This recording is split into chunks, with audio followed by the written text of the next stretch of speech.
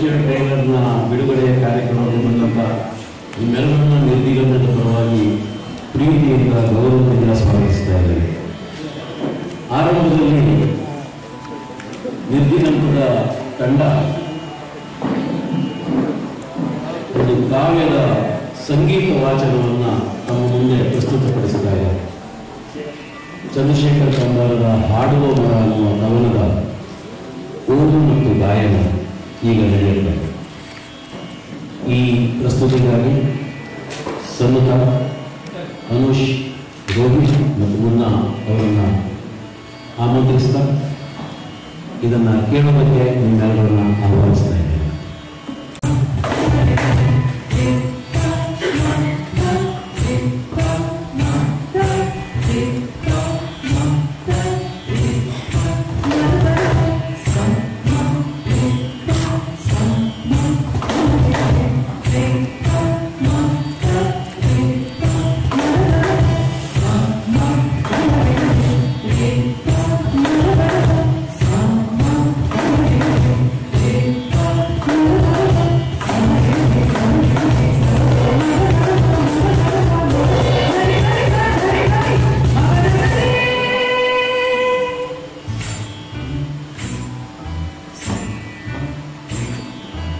ಸಂಗೀತದ ಭಾರಿ ಖಯಾಲಿ ಆ ಮರಕ್ಕೆ, ಆ ಮರಕ್ಕೆ ಸಂಗೀತದ ಭಾರಿ ಖಯಾಲಿ, ಹಾಡುವ ಖಯಾಲಿ, ಸಂಗೀತದ ಖಯಾಲಿ, ಸದಾ ಕಾಲ ಏನಾದರೊಂದು ಗುರುಗುರುರಾಗ.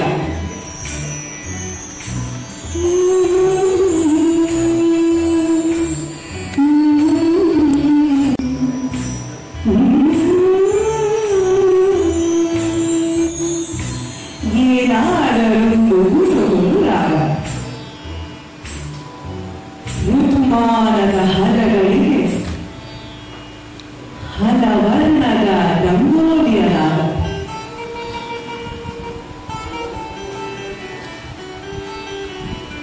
ಋತುಮಾನದ ಹಲಗಳಿಗೆ ಹಲವರ್ಣದ ರಂಗೋಲಿಯ ನಾದ.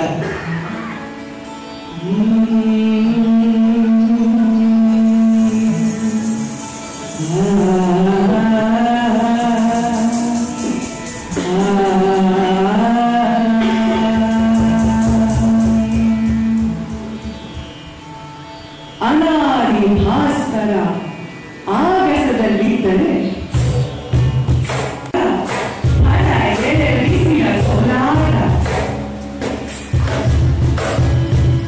ಆ ಎಳೆ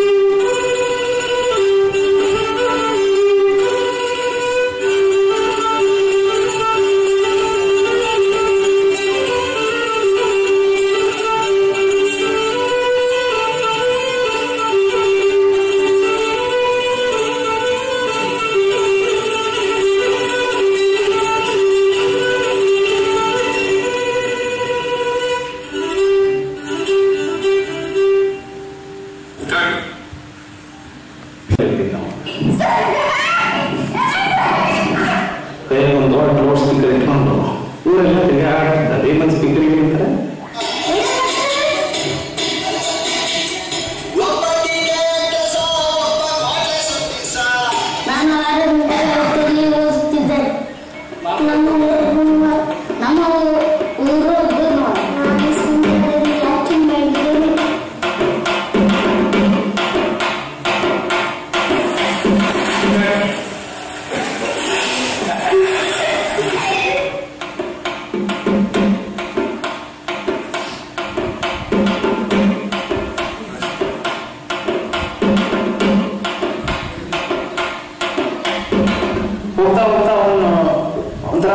ತುಂಬಾ ಪರ್ಫೆಕ್ಟ್ ಆಗುತ್ತೆ ಆ ಒಂದು ಸಿನಿಮಾ ನಾಲೆಜ್ ನಮಗೂ ಬಂದಿತ್ತು ಒಂದಿಷ್ಟು ಜೋಗ ಗೋಲಿ ಇಟ್ಕೊಂಡು ಹೋಗಿರೋ ವಾಪಸ್ ಬರ್ಬೇಕಾದ್ರೆ ಇನ್ನೂ ಒಂದು ರೂಪಾಯಿ ಜಾಸ್ತಿ ಗೋಲಿ ಇಟ್ಕೊಂಡು ಬಂದಿರೋ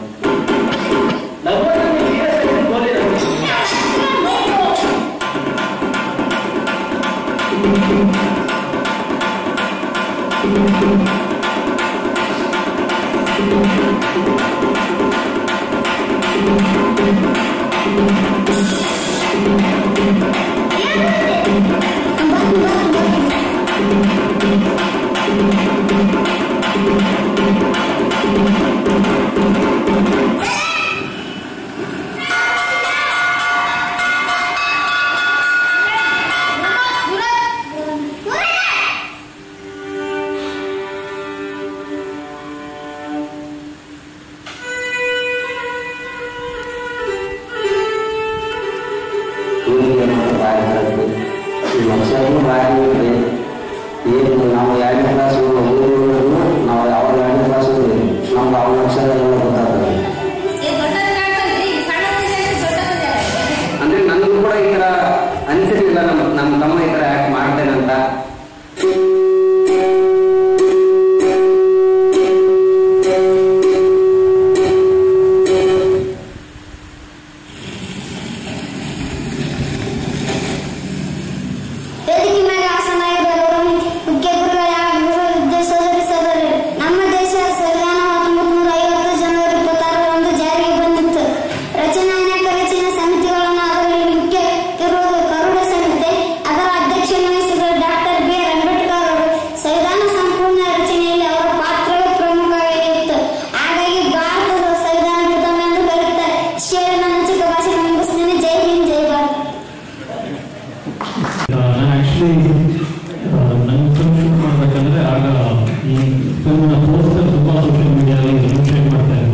ತುಂಬಾ ಚೆನ್ನಾಗಿದೆ ಅಂತ ಸಾಕಷ್ಟು ಮೆಸೇಜಸ್ ಬರ್ತಾ ಇತ್ತು. ಬಟ್ ಸಡನ್ ಆಗಿ ಅದು ಆಗ ನನಗೆ ನಂಬರ್ ಸಿಕ್ತು, ಹೇಳಿದ್ರೆ ಏನಾದ್ರು ನೋಡ್ಬೋದಾ ಅಂತ ಅವ್ರು ಇಮಿಡಿಯೇಟ್ಲಿ ನನಗೊಂದು ಪ್ರೈವೇಟ್ ಲಿಂಕ್ ಕಳಿಸಿದ್ರು. ಸೊ ಫಿಲ್ಮ್ ನೋಡಿದ್ರೆ ತುಂಬಾ ಇಂಪ್ಯಾಕ್ಟ್ಫುಲ್ ಸಿನಿಮಾ. ಯಾಕಂದ್ರೆ ನಾನು ಲಾಕ್ಡೌನ್ ಟೈಮಲ್ಲಿ ಎಲ್ಲರೂ ಲಾಕ್ಡೌನ್ ಆದ ತಕ್ಷಣ ನಾವೇನು ನಮ್ಮ ಮನೆಯಿಂದ ತೆಗೆದು ಅದರಲ್ಲಿ ಇರ್ತಾ ಇದ್ವಿ, ಅದರದ್ದು ಕಂಫರ್ಟ್ಸ್ ಅಷ್ಟೇ ಗೊತ್ತಿತ್ತು. ಏನೋ ನಮಗಾಗ್ತಿದ್ದು ಕಷ್ಟಗಳಂದ್ರೆ ಆನ್ಲೈನಲ್ಲಿ ಆರ್ಡರ್ ಮಾಡಬೇಕು, ಫುಡ್ ಏನೋ ಬರುತ್ತೆ, ತರಕಾರಿಗಳು ಅದು.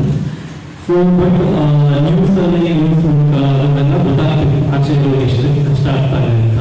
ಬಟ್ ಏನಾದರೂ ನ್ಯೂಸ್ ಕವರೇಜಲ್ಲಿ ಇರೋ ಫುಟೇಜ್ ಅದನ್ನ ಡ್ರಾಮ್ಯಾಟಿಕಲಿ ಹೇಗೆ ತುಂಬ ಧೈರ್ಯ ಮಾಡಿ ಅದನ್ನ ನಡ್ಕೊಳ್ತಿದ್ದ ಎಮೋಷನ್ ನನಗೆ ರೀಚ್ ಆಗೋದು ತುಂಬ ಚೆನ್ನಾಗಿ ಮಾಡಿದೆ. ಎಷ್ಟೊಂದಿಷ್ಟು ನಾವು ಓದಿದ್ರು ಕೂಡ ಅದನ್ನ ಸಿನಿಮ್ಯಾಟಿಕ್ ಆಗಿ ನೋಡೋದ್ರಲ್ಲಿ ಫಾರ್ ಇಂಪ್ಯಾಕ್ಟ್ಫುಲ್. ಸೊ ಡೆಫಿನೆಟ್ಲಿ ಜನಕ್ಕೆ ಇದು ನೋಡಿದಾಗ ನಾವೇನು ತುಂಬ ಜನ ತಿಂಗಟ್ಟಲೆ ವಾರಗಟ್ಟಲೆ ನಡೆದ್ರು, ಊಟ ಇರ್ತಿರ್ಲಿಲ್ಲ ಅನ್ನೋದಷ್ಟೇ ನ್ಯೂಸ್ ಗೊತ್ತಿತ್ತು. ಬಟ್ ಎಷ್ಟು ಫೀಲ್ ಆಗುತ್ತೆ ಅದು ನೋಡಿದಾಗ ನಮಗೆ ಅನಿಸಿತ್ತು, ಅಯ್ಯೋ ಎಲ್ಲ ಅವ್ರಿಗೆ ಸಿಕ್ಕು ಎಲ್ಲ ಪೊಲೀಸ್ ಇದ್ರೆ ಇವ್ರನ್ನ ಹಿಡಿದೇ ಆ ಥರ ಫೀಲಿಂಗ್ ಕ್ರಿಯೇಟ್ ಮಾಡುತ್ತೆ. ಸೊ ಅದನ್ನು ತುಂಬ ಚೆನ್ನಾಗಿ ಮಾಡಿದ್ದಾರೆ. ವೀರೇಶ್ ಕೂಡ ಅಮೇಜಿಂಗ್. ಅವ್ರ ಪಕ್ಕದಲ್ಲೇ ಕೂತಿದ್ದೆ, ನನಗೆಲ್ಲ ಒಂದು ಕಡೆ ಸೆಲ್ಫಿ ತಗೊಳ್ಳೋಣ ಅಂತ ಅನಿಸ್ತಿತ್ತು ನೋಡೋಕ್ಕೆ. ಎಷ್ಟು ಚೆನ್ನಾಗಿ ಮಾಡಿದ್ದಾರೆ ಫಸ್ಟ್ ಟೈಮ್ ನಾನು ನೋಡ್ತಾ ಇರೋದು. ಆ್ಯಂಡ್ ಮೇಕಿಂಗ್ ಎಲ್ಲ ನೋಡಿದಾಗ very good, very inspiring. Good luck and thank you for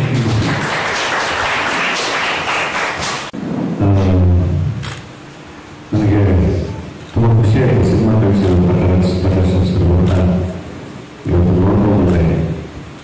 ನನಗೆ ಎಂಟರ್ ಆಗ್ತಿದ್ದಂಗೆ ಫಸ್ಟು ಎದುರುಗಡೆ ವೀಡಿಯೋ ಸಿಕ್ಕ, ನಾನು ಇಮಿಡಿಯೇಟಾಗಿ ಒಂದು ಸಮಾಧಾನ ಆಗುತ್ತೆ ಸರ್. ಒಂದು ಸಿನಿಮಾ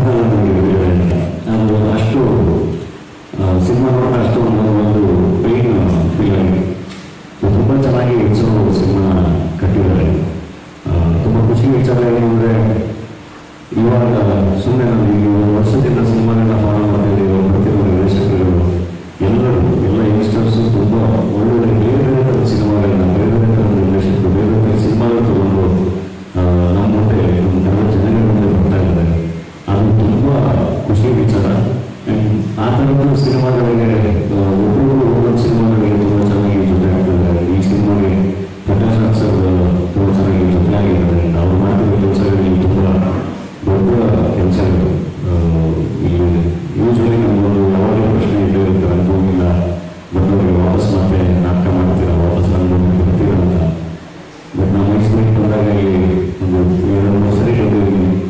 ತುಂಬ ಚೆನ್ನಾಗಿ ಅವರು ಒಳ್ಳೆ ಅದ್ಭುತವಾದ ವಿಷನ್ ತಗೋ ಕೆಲಸ ಮಾಡ್ತಾ ಇದ್ದಾರೆ. ನನಗೆ ಅವ್ರಿಗೆ ಏನು ಟೈಮ್ ಆಗೋದು ಗೊತ್ತಿಲ್ಲ. ಆ್ಯಕ್ಟಿಂಗ್ ಮಧ್ಯ ಮತ್ತೆ ಈ ಕಡೆ ತೋಟಗಾರಿಕೆ, ಈ ಕಡೆ ರಂಗಭೂಮಿ ಎಲ್ಲವೂ ತುಂಬ ಚೆನ್ನಾಗಿ ಹೋಗ್ತಾರೆ. Super sir, thank you. ನನಗೆ ಥಿಯೇಟರ್ ಎಕ್ಸ್ಪೀರಿಯನ್ಸ್ನ ಮಿಸ್ ಮಾಡೋದು ತುಂಬ ದಿನ ಆಗಿತ್ತು. ಇಲ್ಲಿ ಬಂದಾಗ ಮತ್ತೆ ಅದು ತಪ್ಪಿಸೋದಿಸ್ತು. ಆ್ಯಂಡ್ ಫೋಟೋ ಸಿನಿಮಾ ಯಾಕೆ ಇಂಪಾರ್ಟೆಂಟ್ ಆಗುತ್ತೆ ಅಂದರೆ ಯೂಶ್ವಲಿ ನಾವೆಲ್ಲರೂ ನಮ್ಮ ವರ್ಕಲ್ಲಿ ತುಂಬ ಬಿಸಿ ಇರ್ತೀವಲ್ಲ. ನಮಗೆ ಊಟ ತಿಂಡಿ ಸವಲತ್ತುಗಳು ಎಲ್ಲವೂ ಚೆನ್ನಾಗಿರುತ್ತೆ. ಸೊ ನಮ್ಮ ಬದುಕು ಬೇರೆ ವಿಷಯಗಳಲ್ಲಿ ಬಿಸಿ ಇರುತ್ತೆ. ಸೋಷಿಯಲ್ ಮೀಡಿಯಾದಲ್ಲಿ ನಾವು ಇಲ್ಲಿ ಸಣ್ಣ ಪುಟ್ಟ ಇನ್ನೇನು ಬೇರೆ ಬೇರೆ ಬೇರೆ ವಿಷಯಗಳಿಗೆ ಜಗಳಾಡ್ಕೊಂಡು ಓಡಾಡಿಕೊಂಡು ಜಡ್ಜ್ ಮಾಡಿಕೊಂಡು ಒಬ್ಬರು ಆ ಥರದಲ್ಲಿ ಬಿಸಿ ಇರ್ತೀವಿ. ಆ ಥರದಲ್ಲಿ ತಿಳ್ಕೊಳ್ತಾ ಇರುತ್ತೆ ಯೂಶ್ವಲಿ ನಮಗೆ ಕೆಲಸ ಬಿಟ್ಟರೆ. ಇಂಥವರಿಗೆ ಬಟ್ ಇಲ್ಲದವರಿಗೆ ಅವರಿಗೆ ಬದುಕಿನ ಬೇಸಿಕ್ ನೆಸೆಸಿಟೀಸು ತುಂಬ ಮ್ಯಾಟರ್ ಇರುತ್ತಲ್ಲ. ಸೊ ಅವರು ಆ ಒತ್ತಡದಲ್ಲಿ ಇರ್ತಾರೆ. ಎಸ್ಪೆಷಲಿ ಲಾಕ್ಡೌನ್ ಅಂತ ಸಂದರ್ಭದಲ್ಲೆಲ್ಲ ಅವರ ಪರಿಸ್ಥಿತಿಗಳು ತುಂಬ ಕಷ್ಟ ಇತ್ತು. ನಾವೆಲ್ಲರೂ ಲಾಕ್ಡೌನಲ್ಲಿ ಬೆಂಗಳೂರಲ್ಲಿ ಆಚೆ ಇದ್ವಿ, ದಿನ ಓಡಾಡ್ತಾನೆ ಇದ್ವಿ. ಜನಗಳು ಎಷ್ಟು ಕಷ್ಟಗಳಿತ್ತು ನೋಡ್ತಾನೆ ಇದ್ವಿ. ಆ್ಯಂಡ್ ಪ್ರಕಾಶ್ ರಾಜ್ ಸರ್ ಅವರು ಎಷ್ಟು ಕೆಲಸ ಮಾಡಿದ್ದಾರೆ, ಎಷ್ಟು ಸರ್ವಿಸ್ ಮಾಡಿದ್ದಾರೆ ಅನ್ನೋದು ನೀವು ಅದು ಮೋಸ್ಟ್ಲಿ ಅವ್ರ ಜೊತೆ ಕೂತು ಮಾತಾಡಿದಾಗ ಗೊತ್ತಾಗುತ್ತೆ. ಸೊ ಕಣ್ಣು ಮುಂದೆ ಎಷ್ಟು ನಡೀತಾ ಇತ್ತು ಅಂದರೆ ನಾವು ತುಂಬ ಹೆಲ್ಪ್ಲೆಸ್ ಆಗಿರ್ತೀವಿ ಎಲ್ಲರೂ. ಸೊ ಫೋಟೋ ಏನಕ್ಕೆ ಇಂಪಾರ್ಟೆಂಟ್ ಆಗುತ್ತೆ ಅಂದರೆ ನಾವು ಇಬ್ಬರು ಯಾವಾಗಲೂ ಎಂಥ ಪರಿಸ್ಥಿತಿಗಳು ಇಲ್ಲದ ಬಗ್ಗೆ ನಿರಂತರವಾಗಿ ಯೋಚನೆ ಮಾಡಲೇಬೇಕಾಗುತ್ತೆ.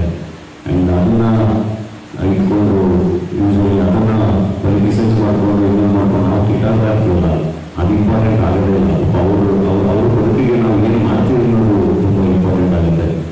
ಸೊ ಆ ಥರ ಫೋಟೋ ಡೆಫಿನೆಟ್ಲಿ ತುಂಬ ಕಾಡುವಂಥ ಸಿನಿಮಾ ಆಗುತ್ತೆ.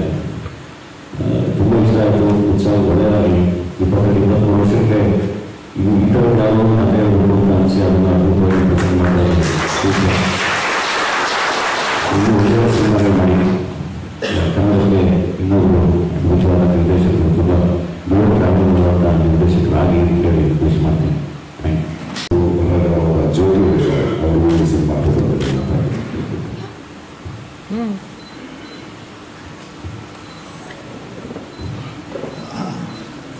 ಎಲ್ಲರಿಗೂ ನಮಸ್ಕಾರ. ಈ ಸಿನಿಮಾದ ಬಗ್ಗೆ ನಾವು ಮೊದಲು ಕೇಳಿದ್ದು ನನ್ನ ಫೆಸ್ಟಿವಲಲ್ಲಿ ನೋಡೋರೆಲ್ಲ ಮಾತಾಡ್ತಿದ್ರು. ಆನಂತರ ಒಂದು ಶೋ ಹಾಕಿದ್ರು ಬೆಂಗಳೂರಲ್ಲಿ. ಅದು ನಮ್ಮ ಕಲಾವಿದರ ಸಂಘದಲ್ಲಿ ಆಗಿದ್ರು. ನಮ್ಮ ಟಿಕೆಟ್ ಬುಕ್ ಮಾಡಿ ಆ ಸಿನಿಮಾಕ್ಕೆ ಹೋಗಿದ್ದು. ಆ ಸಿನಿಮಾ ನೋಡುವ ಹೊತ್ತಿಗೆ ಪಂಡಮಿಕೆಲ್ಲ ಆಗಿ ಸುಮಾರು ವರ್ಷಗಳು ಒಂದು 3 ವರ್ಷ ಆಗಿತ್ತು. ಮರೆತು ಬಿಟ್ಟಿದ್ದೀವಿ. ನಮಗೆ ಬಹಳ ಮುಖ್ಯ ಏನಂದರೆ ನಮ್ಗಾದ ಒಂದು ಅಗಾಧವನ್ನು ನಾವು ಅದನ್ನು ಬರೆಯೋಕ್ಕೆ ಟ್ರೈ ಮಾಡ್ತಾ ಇರ್ತೀವಿ ಸತತವಾಗಿ. ಮರೆತುಬೇಡ ಅದೆಲ್ಲ ಒಂದು ಮುಗಿದ ಕಥೆ ಅಂತ. ಬಟ್ ಅದನ್ನು ಬೇರೆ ದೇಶಗಳಲ್ಲಿ ಒಂದು ವಾರ ಬಗ್ಗೆ ಸುಮಾರು ಸಿನಿಮಾ ಮಾಡ್ತಾರೆ. ಪ್ಯಾಂಡಮಿಕ್ ಆದಾಗ ಆ ಪ್ಯಾಂಡಮಿಕ್ ಬಗ್ಗೆ ಸಿನಿಮಾ ಮಾಡ್ತಾರೆ. ಅಂದರೆ ಆ ಕಾಲದಲ್ಲೇ ನಾವು ಹೇಗೆ ಬಿಗಿರ ಮಾಡಿದ್ವಿ, ನಮ್ಮ ವರ್ತನೆಗಳು ಹೇಗಿತ್ತು, ನಮ್ಮ ಸಾಮಾಜಿಕವಾಗಿ ನಾವು ಹೇಗಿದ್ವಿ, ನೈತಿಕವಾಗಿ ಹೇಗಿದ್ವಿ, ಇದನ್ನು ತೋರಿಸುವಂಥ ಸಿನಿಮಾಗಳು ಬರ್ತಾವಲ್ಲ ಭಾಳ ಇಂಪಾರ್ಟೆಂಟ್ ಆಗುತ್ತೆ. ಅಂದರೆ ಆ ಕಥೆಗಳನ್ನ ನಿನ್ನೆಲ್ಲೂ ಬರೀತಾ ಇರ್ತೀವಿ. ನಿನ್ನೆ ನಡೆದಿದ್ದೆಲ್ಲ ಒಂದು ಕಥೆಯಾಗಿ ಬರೆದಾಗ ಒಂದು ಸಿನಿಮಾ ಅಂತ ಅಂದಾಗ ಅದು ಭಾಳ ಇಂಪ್ಯಾಕ್ಟ್ ಬೀಳುತ್ತೆ. ಹಾಗಾಗಿ ಉತ್ಸವವಾಗಿ ಸಿನಿಮಾ ಮಾಡಿದಾಗ ಭಾಳ ಸಂತೋಷ ಆಯಿತು. ಯಾಕಂದರೆ ಈ ಸಿನಿಮಾದಲ್ಲಿ ಅವರು ತೋರಿಸಿರುವಂಥ ಜಗತ್ತಿದೆಯಲ್ಲ, ನಾವೆಲ್ಲ ಹಾಲು ಬಿದ್ದಿರುವಂಥ ಒಂದು ಜಗತ್ತು ಆ ಕೆಂಡದಲ್ಲಿ ನಡ್ಕೊಳ್ಳೋದಿದೆ. ಆ ಕೆಂಡ ಆರಿದ ನಂತರ ಅದನ್ನು ತೋರಿಸೋದಿದೆಯಲ್ಲ ಭಾಳ ಕಷ್ಟ. ಯಾಕಂದರೆ ನಾವು ಬರೆಯೋಕ್ಕೆ ಟ್ರೈ ಮಾಡ್ತಾ ಇರ್ತೀವಿ, ನಾವು ಮತ್ತೆ ನೋಡೋಕ್ಕೆ ಇಷ್ಟಪಡೋಲ್ಲ. ಆದರೆ ಅದನ್ನು ನೋಡಿ ನೀವು ಹಾಗಿದ್ರಿ, ನಿಮ್ಮ ಸ್ಥಿತಿ ಹಾಗಿತ್ತು ಅಂತ ತೋರಿಸಿದಾರಲ್ಲ, ಭಾಳ ಅದ್ಭುತವಾದ ಸಿನಿಮಾ. ಈ ಸಿನಿಮಾ ನೋಡ್ತಾ ಬಹುಶಃ ನಾನು ಇಮೋಷನಲ್ ಆಗಲ್ಲ ಅಂತ ಹೇಳ್ಕೊತೀವಿ. ನಮಗೂ ಸ್ವಲ್ಪ ಕಣ್ಣೀರು ಬರೋ ಥರ ಆಗುತ್ತೆ. ಅಂದರೆ ನಾವು ಅವನ ವೀರೇಶನ ಜಾಗದಲ್ಲಿ ನಮ್ಮನ್ನು ನೋಡ್ಕೊತೀವಿ ಅಥವಾ ನೋಡಿದ್ವಿ, ತುಂಬ ಜನ ನೋಡಿದ್ವಿ, ನಾವು ಕಷ್ಟಪಟ್ಟಿದ್ವಿ ಆ ಕಾಲದಲ್ಲಿ. ತೋರಿಸುವಂಥ ಬಹಳ ಅದ್ಭುತವಾದ ಸಿನಿಮಾ ಇದು. ಆಮೇಲೆ ಬೆಂಗಳೂರಿನ ಆಚೆ ನಾವು ಚಿತ್ರರಂಗ ಗಾಂಧಿನಗರ ಬೆಂಗಳೂರು ಅಂತ ಬಿಟ್ಟಿಲ್ಲ, ಇಲ್ಲಿಂದ ಆ ಕಡೆಯಿಂದ ಬಂದು ಒಂದು ಸಿನಿಮಾ ಮಾಡೋದಿದೆಯಲ್ಲ, ಅದು ಧೈರ್ಯಕ್ಕೆ ಮೆಚ್ಚಬೇಕು. ಆಮೇಲೆ ಅಲ್ಲಿ ಬಹಳ ಪ್ರತಿಭೆಗಳಿದ್ದಾರೆ ಅಂತ ಗೊತ್ತಾಗುತ್ತೆ ನಿಮಗೆ. ಆ ಕಡೆಯಿಂದ ಬಂದು ಸುಮಾರು ಜನ ಮಾಡ್ತಿದ್ದಾರೆ ಈಗ. ಸೊ ನಿಮಗೆ ಗಾಂಧಿನಗರಕ್ಕೆ ಅಥವಾ ಚಿತ್ರರಂಗಕ್ಕೆ ವೆಲ್ಕಮ್. ಈ ಸಿನಿಮಾ ನಿಮಗೆ ಬಹಳ ಒಳ್ಳೆಯ ಒಂದು ವಿಸ್ತೀರ್ಣ ಆಗಿದೆ ಚಿತ್ರರಂಗಕ್ಕೆ ಬರೋದಕ್ಕೆ ಅಂತ ಹೇಳ್ತೀನಿ. Thank you.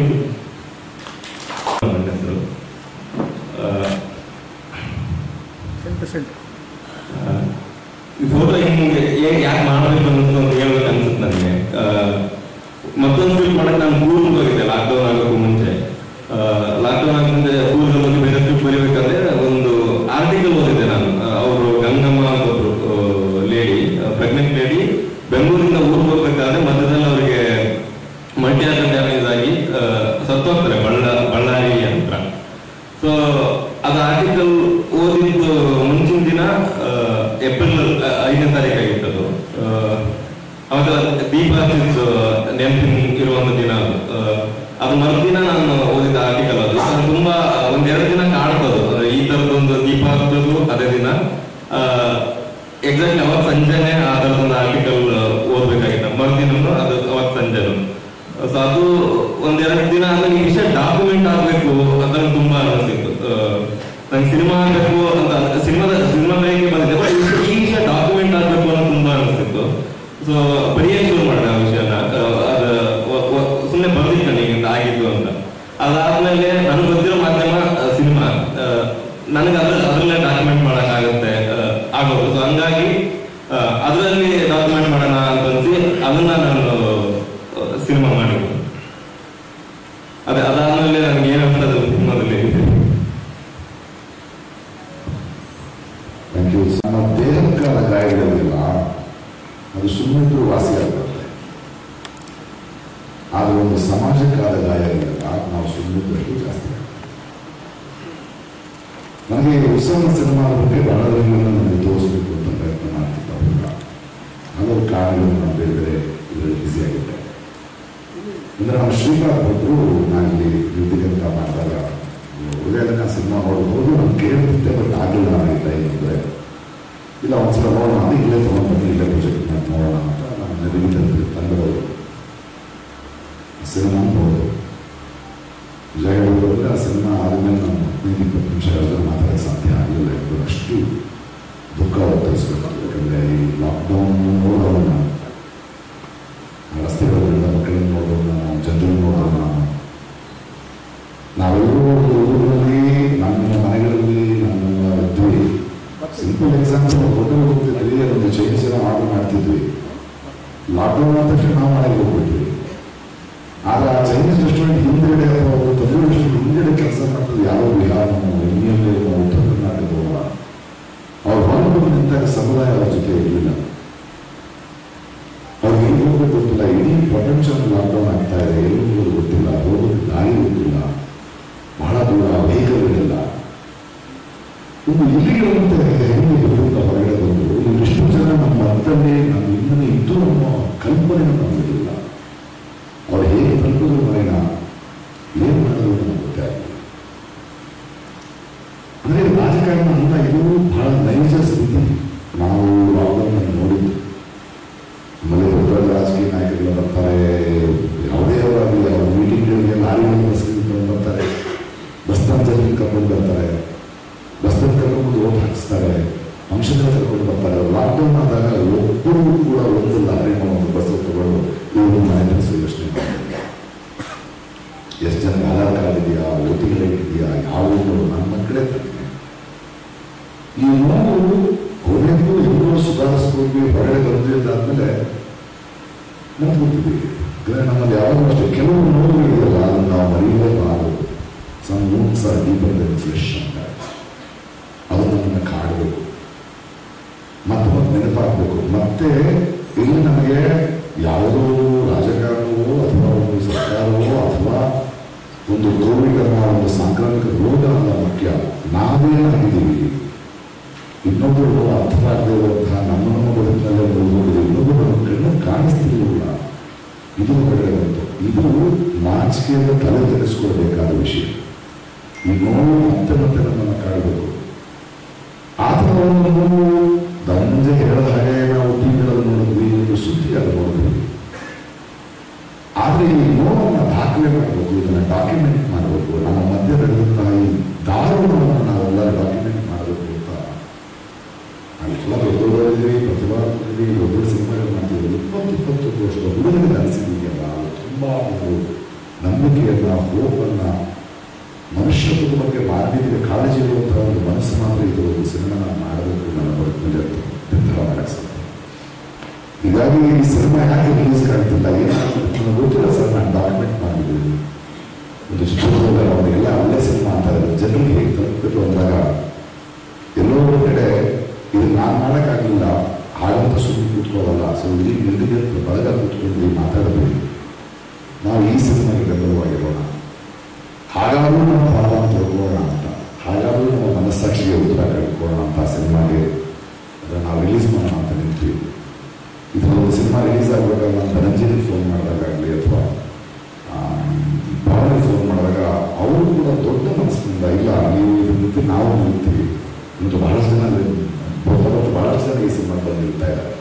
ಅಂದರೆ ಎಲ್ಲರಿಗೂ ಈ ಥರ ಒಂದು ಯೋಚನೆ ಇರುವ ನಮ್ಮ ಪ್ರತಿಭೆ, ನಮ್ಮ ಹುಡುಗ, ಅವನ ಬದುಕಿನ ಬಗ್ಗೆ ಅವನ ಕರಿಯರ್ ಅಲ್ಲ, ಈ ಥರದೊಂದು ಕಥೆಯಿಂದ ನಾನು ಗುರುತಿಸ್ಕೊಳ್ಬೇಕು, ಈ ಥರದ ಸೂಕ್ಷ್ಮತೆಯಿಂದ ಗುರುತಿಸ್ಕೊಳ್ಬೇಕು ಅನ್ನೋ ಒಂದು ನಿರ್ಧಾರನೇ ಬಹಳ ದೊಡ್ಡ ನಿರ್ಧಾರ, ಬಹಳ ಆರೋಗ್ಯಕರವಾದ ನಿರ್ಧಾರ. ಈ ಗಾಯ, ಈ ನೋವು ಒಂದು 10 ಜನ ನೋಡ್ಬೋದು. ಇದು ಒಂದು ಸಿನಿಮಾಗೆ ಎಂಟರ್ಟೈನ್ಮೆಂಟ್ ಅಲ್ಲ, ಮನೋರಂಜನೆ ಅಷ್ಟೇ ಅಲ್ಲ. ನಾವು ನಮ್ಮ ಚಾಪೆಗೆ ಸುಮ್ಮನೆ ಗುಡಿಸ್ಕೊಂಡು ಕೂತ್ಕೊಂಡ್ರೆ ಕಸ ಅಲ್ಲೇ ಇರುತ್ತೆ. ಅದರ ಬಗ್ಗೆ ನಾವು ತಿಳ್ಕೊಂಡು ಇನ್ನೊಂದಷ್ಟು ಸೂಕ್ಷ್ಮವಾಗೋದಕ್ಕೆ, ಇನ್ನೊಂದಷ್ಟು ಮಾನವೀಯ ದೃಷ್ಟಿಯಿಂದ ನಮ್ಮ ವಿಶ್ವಮಾನವರಾಗೋದಕ್ಕೆ ನಮ್ಮ ಕುರಿತು ಹೇಳೋ ಹಾಗೆ ನಾವು ಪ್ರಯತ್ನ ಮಾಡಲಿಕ್ಕೆ ಬಹಳ ದೊಡ್ಡ ಕೆಲಸ ಅನಿಸುತ್ತೆ. ಅದಕ್ಕಾಗಿ ನಿರ್ದಿಗಂತ ಈ ಸಿನಿಮಾವನ್ನು ನಾನು ತರ್ತಾ ಇದ್ದೆ. ನೀವು ಓದೋರು, ತಿಳಿಯೋರು ಅಥವಾ ಸಿನಿಮಾಗಳನ್ನು ನೋಡೋರು, ಇದು ಜನರಿಗೆ ಹೋಗಬೇಕು ಅಂದರೆ ಮಾಧ್ಯಮಗಳ ಮೂಲಕ ನಮ್ಮೆಲ್ಲರ ಜವಾಬ್ದಾರಿ ಹೇಳ್ಕೊಂಡು ನಾವು ಪ್ರೀತಿಯಿಂದ ಈ ಯುವ ತಂಡವನ್ನು, ಈ ಹುಡುಗರನ್ನು, ಇವರ ಪ್ರಯತ್ನವನ್ನು, ಇವರ ತುಂಬ ಆರೋಗ್ಯಪೂರ್ಣವಾದ ಗ್ರಹಿಕೆಯನ್ನು, ಚಿಂತನೆಯನ್ನು ಜನರಿಗೆ ತಲುಪಿಸುವ ಜವಾಬ್ದಾರಿ ನಮ್ಮದು. ಆ ಜವಾಬ್ದಾರಿ ನಿಮಿತ್ತ ನಾವೆಲ್ಲ ಇಲ್ಲಿ ಸೇರಿದ್ದೇವೆ. ಫೋಟೋ ಸಿನಿಮಾ ಈಗ ನಿಮ್ಮ ಜೊತೆ ಇದೆ, ನಿಮ್ಮ ಕೈನಲ್ಲಿದೆ. ಇದನ್ನು ಎಷ್ಟು ಬೆಳೆಸ್ತೀರಿ, ಎಷ್ಟು ಜನರಿಗೆ ಇದನ್ನು ಹಂಚ್ತೀರಿ, ಎಷ್ಟು ಮಟ್ಟಿಗೆ ಇದನ್ನು ಜನರಿಗೆ ತೊಗೊಂಡು ಹೋಗ್ತೀರಿ. ಮೊದಲೇ ಸಿನಿಮಾ ನೋಡಲಿ, ಆಮೇಲೆ ಜನರ ನಿರ್ಧಾರ. ಈ ಮಾತು ನಮಗೆ ಅಷ್ಟೇ ಹೇಳ್ತಿಲ್ಲ, ಧನಂಜಯನಾಗಲಿ, ನಾನಾಗಲಿ, ಜೋಗಿ ಆಗಲಿ, ಪವನ್ ಆಗಲಿ, ಈ ಮಾಧ್ಯಮದ ಮೂಲಕ ನೋಡುವ ಪ್ರೇಕ್ಷಕರಿಗೂ ಹೇಳ್ತಾ ಇದ್ದೀವಿ. ನಾವು ನಮ್ಮ ಮಣ್ಣಿನ ನಮ್ಮ ಯಂಗ್ಸ್ಟರ್ಸ್ ಏನಾಗ್ತಿದ್ದಾರೆ ಅಂತ ಕೇಳಿದ್ರೆ ಈ ಥರದ ಸಿನಿಮಾಗಳು ಮಾಡ್ತಾ ಇದ್ದಾರೆ. ಇತ್ತೀಚಿನ ದಿನಗಳಲ್ಲಿ ಕನ್ನಡದಲ್ಲಿ ನಾವು ಬೇರೆ ಮುಸ್ತಫಾ ಅಂತ ಆಗಲಿ, ಇನ್ನೊಂದು ಸಿನಿಮಾ ಆಗಲಿ, ಯಂಗ್ ಫೆಲೋಸ್, ಹೊಸ ರೀತಿಯ ಸಿನಿಮಾ, ಹೊಸ ಆಲೋಚನೆಗಳು, ಅವರು ಯಾವುದು ಕಥೆಗಳನ್ನು ನೋಡ್ತಾ ಇದ್ದಾರೆ, ಅವ್ರು ಯಾವುದನ್ನು ನೋಡ್ತಾ ಇದ್ದಾರೆ. ಶಾಂತಿಯ ತೋಟ ಬೇಕು ಅಂತ ಅವನು ಹೇಳ್ತಾ ಇದ್ದಾನೆ ಶಶಾಂಕು. ಈ ಹುಡುಗ ಈ ನೋವನ್ನು ನಾವು ಮರಿಬಾರದಲ್ಲಿ ದಾಖಲಿಸ್ಕೋಬೇಕು, ಇದರಿಂದ ನಾವು ಕಲಿಯೋದು ಬಹಳ ಇದೆ, ನಮಗೂ ಇದು ನೋವಾಗಬೇಕು ಅಂತ ಹೇಳ್ತಾ ಇದ್ದಾನೆ. ಈ ಥರದ ಆರೋಗ್ಯವಾಗಿ ಮನಸ್ಸು ಯೋಚನೆ ಮಾಡ್ತಾ ಇದೆ. ಇದನ್ನು ಮನೋರಂಜನೆ ಅಷ್ಟೇ ಅಲ್ಲದೆ ಮುಂದಿನ ಬೇರೆ ಬೇರೆ ನಿರ್ದೇಶಕರು ಕೂಡ ಈ ಥರದ ಯೋಚನೆಯನ್ನು ಮಾಡೋದಕ್ಕೆ ಹಿಂಬಾಗಿ ಉತ್ಸಾಹವನ್ನು ಕುರಿತವಾಗಿ ನಾವು ಅವರಿಗೆ ಉತ್ಸಾಹವನ್ನು ಬೆನ್ನಟ್ಟಬೇಕಾಗಿದೆ. ಈ ನಿಟ್ಟಿನಲ್ಲಿ ಈ ಸಿನಿಮಾವನ್ನು ಬೆಳೆಸೋದು, ಉಳಿಸೋದು, ಈ ಥರದ ಪ್ರತಿಭೆಗಳಿಗೆ ನೀವು ಉತ್ಸಾಹವನ್ನು ಕೊಡೋದು ಮಾಧ್ಯಮದವರ, ಸಿನಿಮಾ ರಂಗಕ್ಕೆ ನಮ್ಮದಷ್ಟೇ ಎಲ್ಲ ಪ್ರೇಕ್ಷಕರು ಕೂಡ ಅಂತ ಹೇಳ್ತಾ ನಿಮ್ಮಲ್ಲಿ ನಾನು ಪ್ರಶ್ನೆಗಳಿದ್ರೆ ಉತ್ತರ ಕೊಡಲಿಕ್ಕೆ ಇದ್ದೇವೆ. Thank you.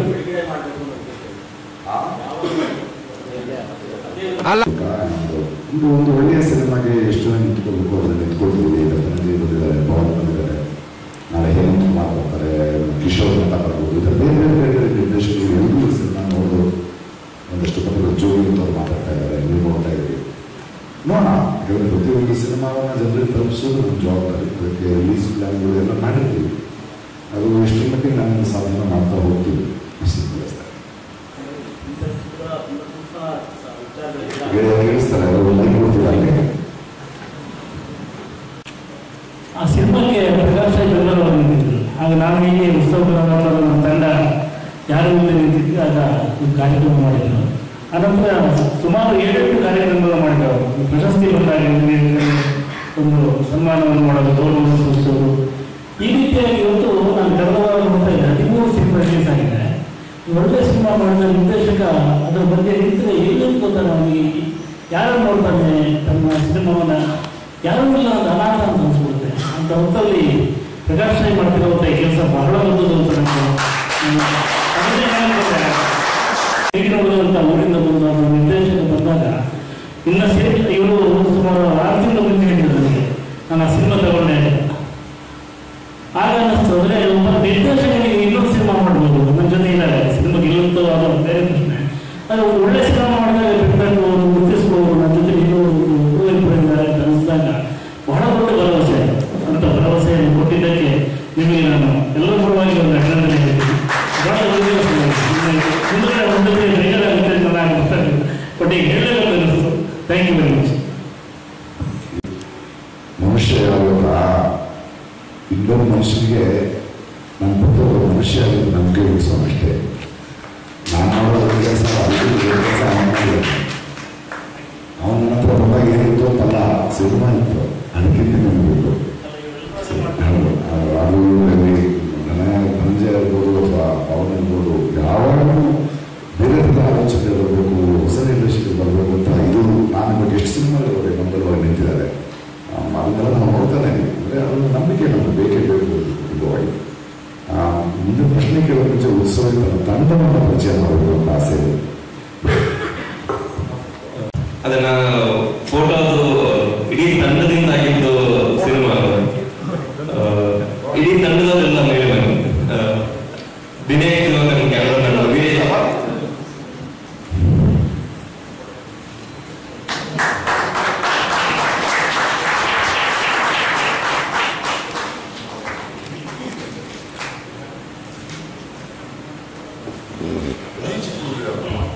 ದಿನೇಶ್ ನಮ್ಮ ಕ್ಯಾಮ್ರಾಮನ್ ಅವರು, Srujan Reddy cinema associate director,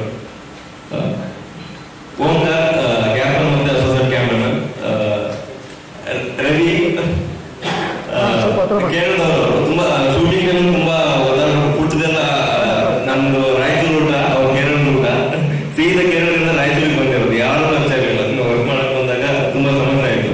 Ravi, Madhusudan direction team ಅಲ್ಲಿ ವರ್ಕ್ ಮಾಡಿದ್ರು, ಹರೀಶ್ ಅಸೋಸಿಯೇಟ್ ಕ್ಯಾಮ್ರಾಮನ್, ಮಾಲ್ತೇಶ್ ನಮ್ಮ ಸಿನಿಮಾದಲ್ಲಿ ಆಕ್ಟ್ ಮಾಡಿದ್ದಾರೆ, ಗೌತಮ್ ಡೈರೆಕ್ಷನ್ ಟೀಮ್ ವರ್ಕ್ ಮಾಡಿದ್ರು, ಮತ್ತೆ ಡೈರೆಕ್ಟರು ಉಮೇಶ್ ಅಣ್ಣ ನಮ್ಮ ಸಿನಿಮಾದಲ್ಲಿ ಆಕ್ಟ್ ಮಾಡಿದ್ದಾರೆ, ವಿನೋದ್ ಡೈರೆಕ್ಷನ್ ಟೀಮ್ ಅಲ್ಲಿ ವರ್ಕ್ ಮಾಡಿದ್ದಾರೆ, ರಾಕಿ, ವೀರೇಶ್ಗೆ ಶುರುವಲ್ಲಿ ಅಂದ್ರೆ ಫಸ್ಟ್ ಕ್ಯಾಮ್ರಾ ಮುಂದೆ ನಿಲ್ಲಿಸಿದ್ದು ರಾಕಿ. ಶುರುವಲ್ಲಿ ವೀರೇಶ್ ರೆಡಿ ಮಾಡೋದು ರಾಕಿ ಕ್ಯಾಮ್ರಾ ಮುಂದೆ. ಆಮೇಲೆ ವೀರೇಶ್ ಅವ್ರ ಅಣ್ಣ ಅವರು ಅಂತ ಅವರೆಲ್ಲ ನಮ್ಗೆ ಊಟ ಪಡಿಸ್ತಿದ್ರು. ಸೊ ಇದು ನನ್ನ ತಂಡ.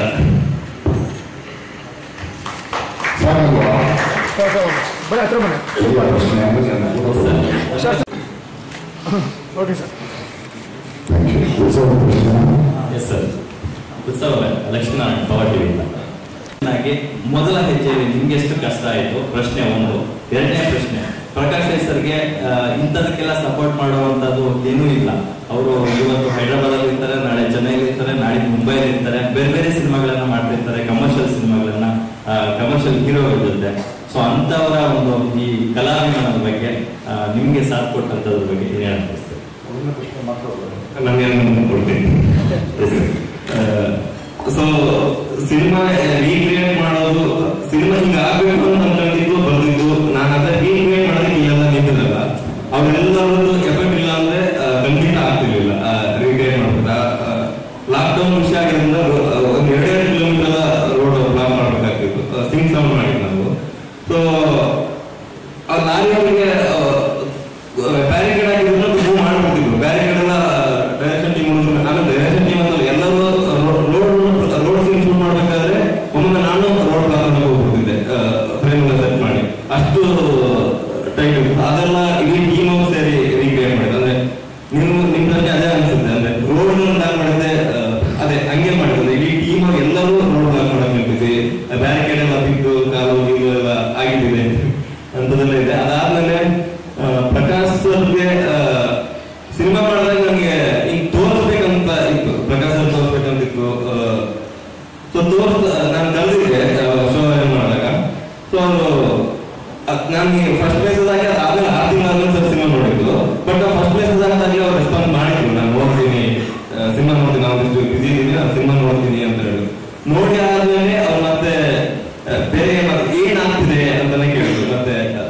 ಸ್ವಲ್ಪ ಸೈಲೆಂಟ್ ಆಗಿತ್ತು.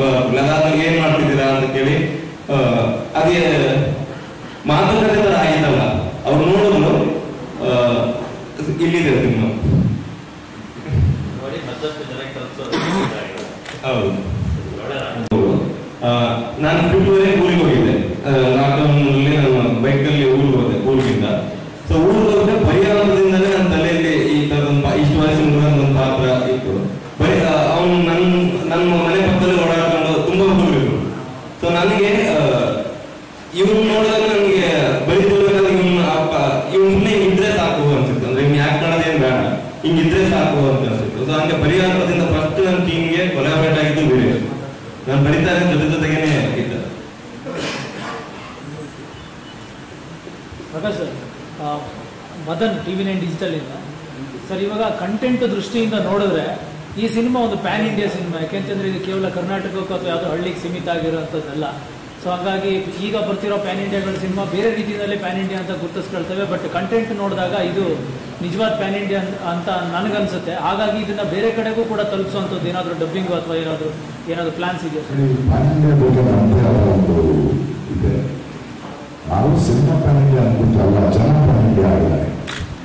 ಪ್ರೇಕ್ಷಕರು ಒಂದು ಕಂಟೆಂಟ್ ಅನ್ನು ಯಾವ ಭಾಷೆಯಲ್ಲಿ ಇಟ್ಕೊಂಡು ನೋಡುವಂತಹ ಒಂದು ಪರಿಸ್ಥಿತಿ ಬಂದಿದ್ದಾರೆ.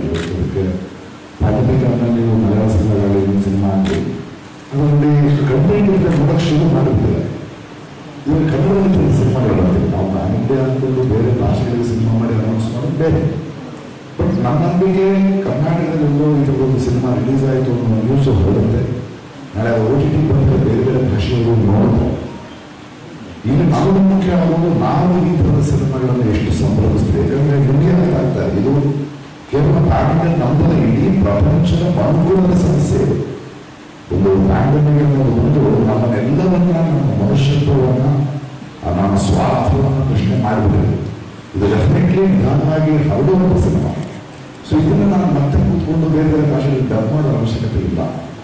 ಇದು ಕರ್ನಾಟಕದಲ್ಲಿ ರಿಲೀಸ್ ಆದರೆ ಒಂದು ಕನ್ನಡ ಸಿನಿಮಾ ರಿಲೀಸ್ ಆಗಿದೆ, ಚೆನ್ನಾಗಿದೆ ಅಂತ ಅಂದ ತಕ್ಷಣ ಅದು OTT ಹೋದಾಗ ನಾವು ಹೇಗೆ ಬೇರೆ ಬೇರೆ ಭಾಷೆಯ ಮಲಯಾಳಂ ಸಿನಿಮಾ ನೋಡ್ತಾರೆ, ಜನ ನೋಡ್ಲಿಕ್ಕೆ ಶುರು ಮಾಡ್ತಾರೆ. ಯಾಕಂದರೆ ಜನ ಈಗ ಕಂಟೆಂಟ್ ನೋಡ್ತಾರೆ. ಇದಂತೂ ಹೊಸ ಹೊಸ ಹೀರೋಗಳು ಕಂಟೆಂಟ್ ಅಂತ ಹುಡ್ಕೊಳ್ತಾ ಇದ್ದಾರೆ. ಅದು ಬೇರೆ ಬೇರೆ ಭಾಷೆಯ ದೊಡ್ಡ ದೊಡ್ಡ ಆಕ್ಟರ್ ಹಾಕೋದು ನೋಡ್ತಾ ಇದ್ವಿ. ಸೊ ಐ ಥಿಂಕ್ ನನಗೂ ಜನ ಪ್ಯಾಂಡಮಿಕ್ ಆದಮೇಲೆ ಒಂದು ಸಿನಿಮಾ ಥಿಯೇಟರ್ನಲ್ಲೇ ಸಿನಿಮಾ ನೋಡಬೇಕು, ದೊಡ್ಡ ಕಟೌಟ್ ಹೀರೋ ಸಿನಿಮಾ ನೋಡಬೇಕು ಅನ್ನೋ ಒಂದು ಮಾಫಿಯಾದ ಒಂದು ಥಿಯೇಟರ್ಗಳನ್ನು ಮುಚ್ಚಿದೆ. ಯಾವಾಗ ಅವರ ಮನೆಯಲ್ಲಿ ನೋಡೋ ಶುರು ಮಾಡೋದು, ಅವರಿಗೆ ಬೇರೆ ಬೇರೆ ಭಾಷೆಯ ಚಿತ್ರಗಳ ರೂಪಿಸಿದೆ ಶುರುವಾಗಿದೆ. ಸುದ್ದಿ ಹರಡದ ಸಾಕು ಅದು ಪ್ಯಾನ್ ಇಂಡಿಯಾ ಸಿನಿಮಾ ಆಗುತ್ತೆ. ನೀವು ಹೇಳೋದು ನಿಜ, ಇದು ಪ್ಯಾನ್ ಇಂಡಿಯಾದ ಪ್ಯಾನ್ ವರ್ಲ್ಡ್ ಸಿನಿಮಾ. ಇದನ್ನು ನಾವು ಅದನ್ನು ಮಾಡೋ ಪ್ರಯತ್ನ ಮಾಡ್ತಾ ಇದ್ದೀವಿ. ಇದೆಷ್ಟೋ ಅನ್ನೋದೇ ನಾವು ಪ್ರಪಂಚದ ಬಹಳ ಜನ ಕ್ರಿಯೇಟರ್ಸ್ ಜೊತೆ ಮಾತಾಡ್ತಾ ಇದ್ದೇನೆ. ಯಾಕಂದರೆ ಫೆಸ್ಟಿವಲ್ಸ್ಗಳ ಟೈಮ್ ಆಗೋದಿದೆ. ಬಟ್ ಈ ಸಿನಿಮಾ ನನ್ನ ಪ್ರಕಾರ ಡಿಫ್ರೆಂಟ್ ಆಗಿ ಬೇರೆ ಬೇರೆ ಪ್ರೇಕ್ಷಕರ ಕ್ರಿಯೇಟರ್ಸ್ಗಳು ಅವರ ಸ್ಪೆಷಲ್ ಫೆಸ್ಟಿವಲ್ಸ್ಗಳು ಈ ಸಿನಿಮಾ ತಗೊಳ್ಳೋದಕ್ಕೆ ಪ್ರಯತ್ನ ಮಾಡ್ತಾರೆ. ಯಾಕಂದರೆ ನಮ್ಮಂತೂ ಹಿಂಬಾಯಿ ಅಂತ ಕಳಿಸೋದು ಇವ್ರಿಗೆ ಈ ಥರ ಹುಡುಗರಿಗೆ ಆ ದಾರಿಗಳು ಗೊತ್ತಿಲ್ಲ, ಆ ಫಾರ್ಮ್ಗಳು ಮಾಡೋದು ಗೊತ್ತಿಲ್ಲ ಆ ಪ್ರಪಂಚ. ನಮ್ಮಂತೂ ಅದಕ್ಕೆ ಹಿಂಬಾಗಿ ನಿಂತಾಗ ಈ ಸಿನಿಮಾ ಬೆಳೆಯೋಕ್ಕೆ ಸಾಧ್ಯ ಆಗುತ್ತೆ ಅಂತ ನಂಬ್ತೇನೆ. ನೀವು ಹೇಳೋದು ನಿಜ, ಇದು ಪ್ಯಾನ್ ಇಂಡಿಯಾ ಅಷ್ಟೇ ಪ್ಯಾನ್ ವರ್ಲ್ಡ್ ಸಿನಿಮಾ. ಅದು ಸಿನಿಮಾ